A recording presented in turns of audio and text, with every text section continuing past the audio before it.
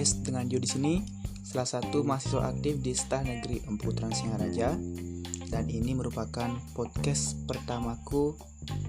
Dan aku ucapkan terima kasih kepada kalian semua yang sudah menonton podcastku. Aku doain semoga kalian sekeluarga selalu dalam keadaan sehat dan selalu dimurahkan rezekinya. Jadi di channel podcastku, aku akan sering berdiskusi dan men-share tentang bisnis, khususnya di bidang cryptocurrency, bidang investasi, saham, dan sebagainya. Jadi di podcast pertamaku ini, aku akan menjelaskan tentang apa yang namanya cryptocurrency. Tapi sebelum itu, kenalin namaku Komandio Ardayasa, bisa dipanggil Komang atau Dio. Aku dari Bali dan sekarang aku adalah mahasiswa aktif di Stah Negeri Empu Putra Singaraja. Jadi, apa yang dimaksud dengan cryptocurrency? Nah, pada tahun 2020, cryptocurrency di Indonesia mulai banyak peminatnya. Bahkan 10% dari masyarakat Indonesia sudah mempunyai yang namanya cryptocurrency. Jadi, 1 di antara 10 orang di Indonesia sudah memiliki yang namanya cryptocurrency.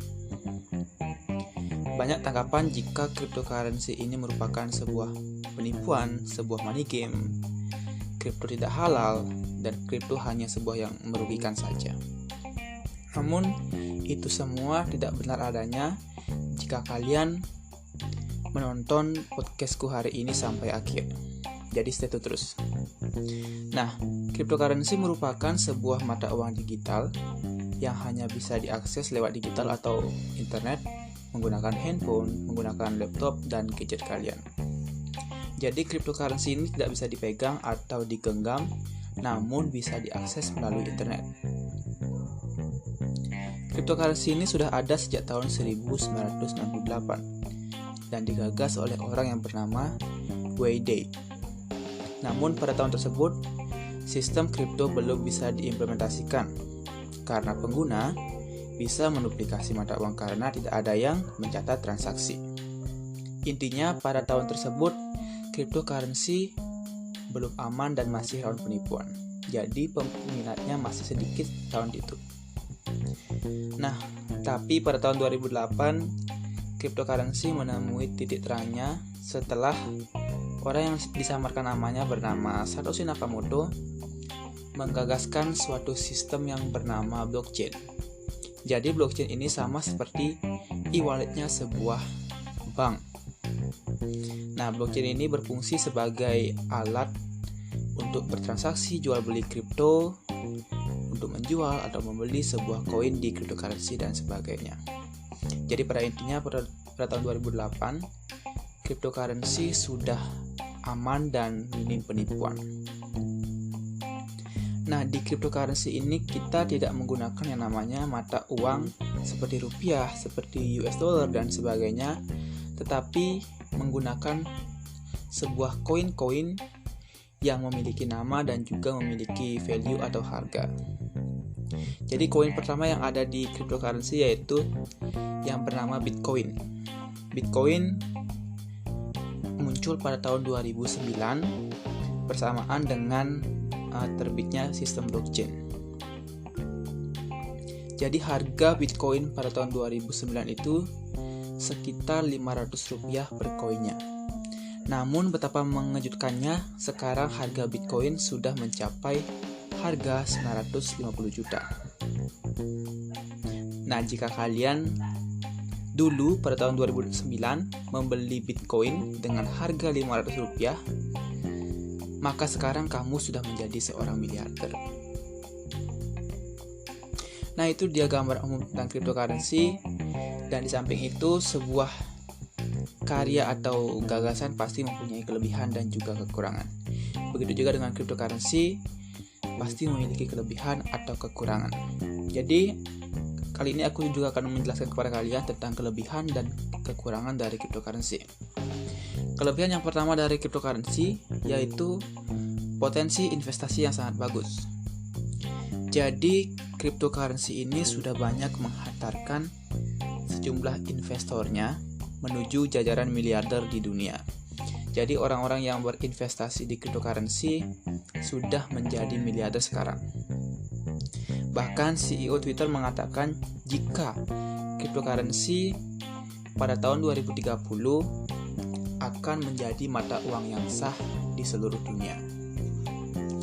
Nah, kelebihan selanjutnya yaitu cryptocurrency merupakan bisa digunakan untuk bertransaksi 24 jam. Kapanpun dan dimanapun kamu bisa bertransaksi menggunakan cryptocurrency. Jadi tidak seperti bank-bank yang ada di Indonesia yang menggunakan sistem jam kerja, namun di cryptocurrency kamu bisa bertransaksi 24 jam. Kelebihan selanjutnya yaitu tentang transparansi data. Jadi arah laju koin-koin yang ada di cryptocurrency kita bisa melihatnya dengan jelas untuk meminimalisir penipuan. Nah, kelebihan selanjutnya yaitu kemudahan akses dan transaksi.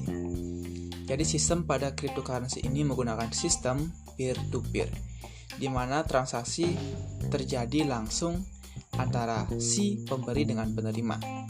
Jadi berbeda dengan bank di Indonesia yang menggunakan perantara dan bank sebagai perantaranya, namun di cryptocurrency kita bisa bertransaksi tanpa lewat bank, namun langsung dari si pemberi ke penerima.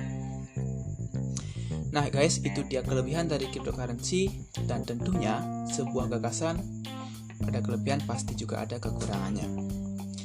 Nah, kekurangan dari cryptocurrency ini yang pertama yaitu volatilitas nilai. Apa itu volatilitas nilai?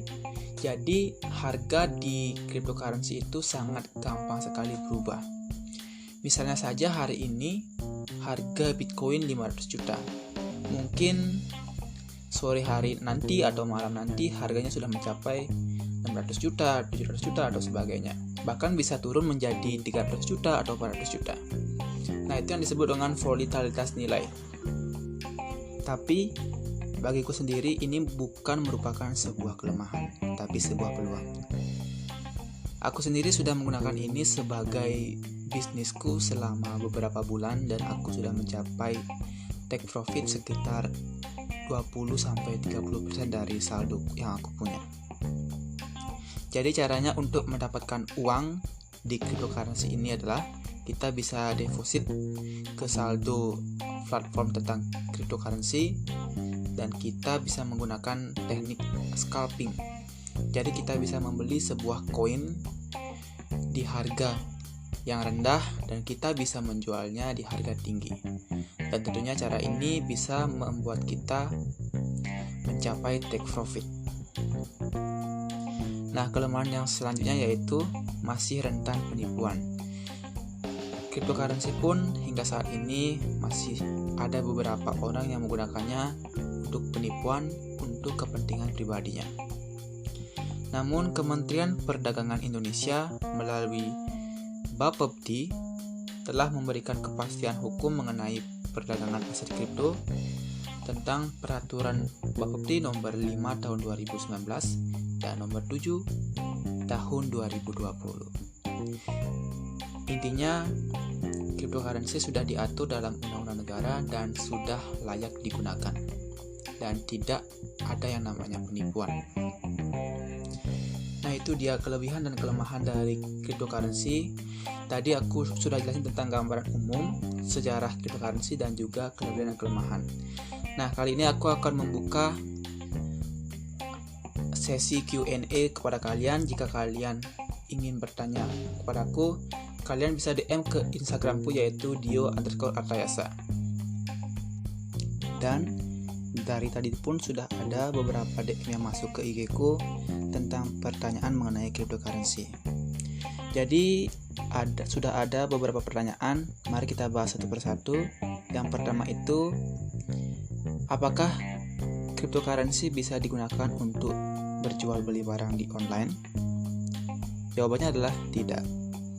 Jadi cryptocurrency ini belum disahkan sebagai alat bukti pembayaran yang sah di Indonesia. Namun kita bisa menukarkan koin-koin di cryptocurrency yang kita punya menjadi rupiah atau mata uang lainnya dan kita bisa cairkan lalu kita gunakan sebagai alat untuk berbelanja. Pertanyaan kedua, apakah yang dimaksud dengan high risk and high return? Jadi high risk dan high return ini erat kaitannya dengan cryptocurrency. Karena cryptocurrency merupakan sebuah platform yang memiliki resiko yang sangat tinggi dan juga memiliki peluang yang sangat tinggi. Pertanyaan ketiga, berapa minimum dana untuk trading di cryptocurrency? Nah, aku sendiri pun trading menggunakan saldoku yaitu 300.000 dan sudah take profit sekitar 50.000 atau 60.000. Jadi saran dari aku, gunakanlah uang yang tidak terpakai.